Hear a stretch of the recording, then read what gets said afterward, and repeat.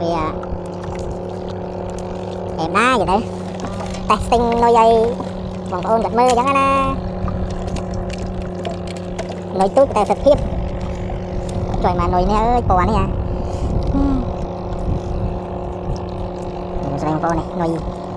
nồi nhét sạch cái thớt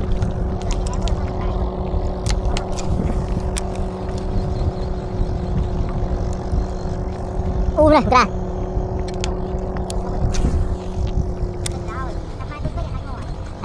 phải đánh muộn hơn tại tạo rồi dân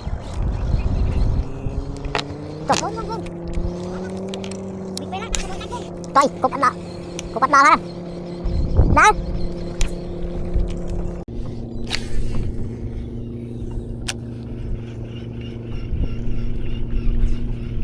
ở sao miền rãi là lại sai bóng này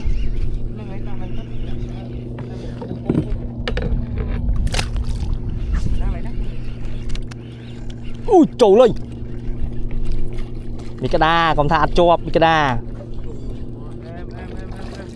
mi cái đa khơi phai túi của mưng gì đạn đi mà đạn đỏ mỏ chứ dư